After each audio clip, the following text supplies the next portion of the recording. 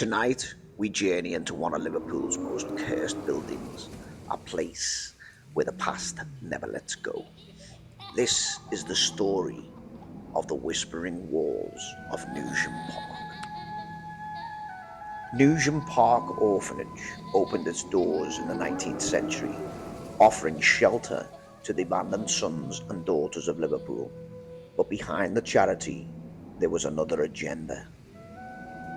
The White Star Line, builders of the Titanic, secretly funded the orphanage. They weren't just giving back, they were grooming the next generation of sailors. Boys that were left fatherless by the sea were trained, young to obey orders, endure hardship, and one day sail under the White Star Line's proud flag. One of those boys was Frederick Fleet. He was raised in the Royal Seamen's Orphanage, Newsham Park. Fleet grew up with the ocean's shadow looming over him, but there was another shadow, even darker, that never left him. In later life, Frederick Fleet would confess something terrifying to his wife. As a small boy, after misbehaving one day, Fleet was punished by the orphanage's staff. They locked him inside a cupboard, a dark, airless, deep box within the building's belly. It was inside that cupboard, alone in the blackness, that Fleet first encountered it. A presence, a demonic entity, watching him from the shadows. For the rest of his life, he suffered visions, tricks of the light, faces in the mist, shapes that weren't there. His eyes, once keen, became his greatest enemy.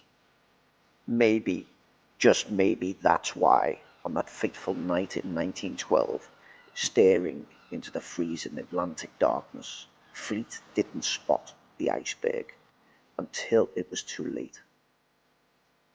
After the Titanic tragedy, Fleet lived under a heavy cloud of guilt and fear. He was haunted by the memory of the voices he heard in that cupboard, and by the feeling that something had followed him across the years, always whispering, always blaming. In 1965, unable to bear the burden any longer, Frederick Fleet took his own life, but some say his spirit was never free. Years later, urban explorer Danny Morris dared to trespass into Newsham Park. Camera in hand, curiosity burning, he walked the same broken halls, past the same locked cupboards, and it was there, among the dust and the decay, that he heard the voices whispering.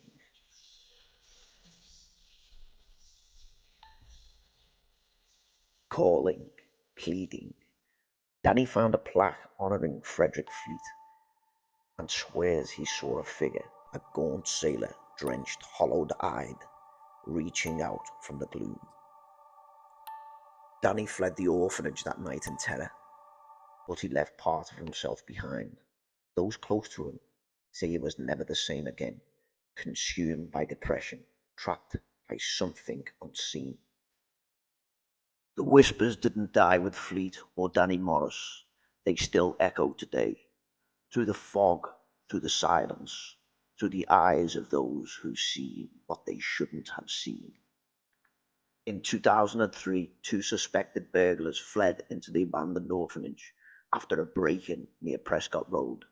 Merseyside police chased them on foot, with the helicopter's spotlight circling the crumbling roof of the orphanage. The helicopter's light was sweeping over the top of Newsham. Inside the orphanage, one of the men screamed, a raw, terrified sound that stopped the officers cold. They found him sprawled on the dusty floor, sobbing, claiming something had grabbed his ankle from the shadows. He kept repeating the same thing. It wouldn't let go, but there was nothing there. As they led him out, two of the officers reported seeing a pair of glowing red eyes watching them from the far end of the hallway. The building was searched. No one else was inside. That same year, two local fishermen, night fishing across the lake, saw something strange.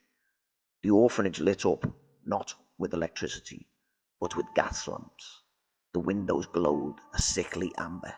Fog rolled in thick, and they swear they saw Victorian carriages, hansom cabs, rolling through the gates.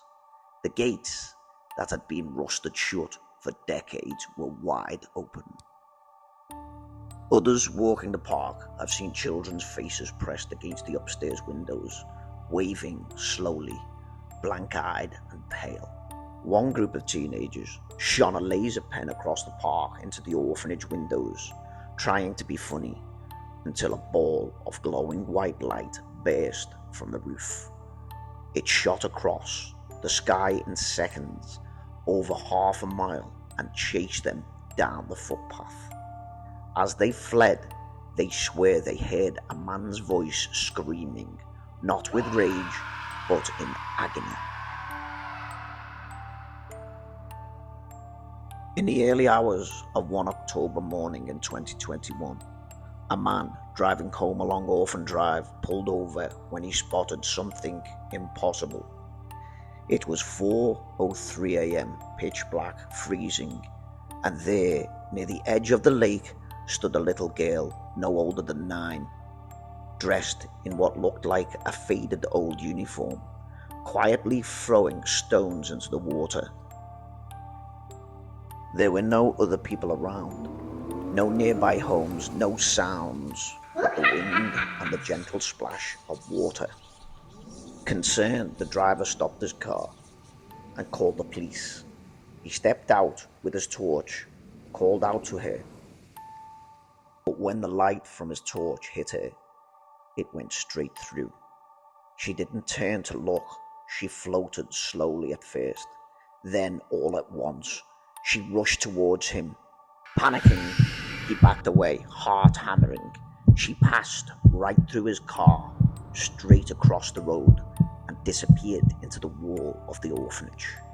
He got back in his car, locked the doors, shaking. Moments later, police arrived. The building was searched. Nothing was found. But his dashcam recorded the entire incident. You can hear him calling her, the door opening, his footsteps, and then a scream of disbelief as she passed straight through the vehicle. That footage was never released to the public, but those who've heard it say it sounds real, too real. From the cries of lost sailors to ghostly children by the water, to glowing lights and red eyes in the dark, the Royal Liverpool Seamen's Orphanage is not simply haunted. It is alive, watching, waiting, and very much still listening. So, what lives in the Royal Liverpool Seamen's Orphanage isn't resting. It follows the lost, the guilty, the curious, and it waits for the next name to whisper through the walls. Fleet, Danny, maybe next it'll be yours.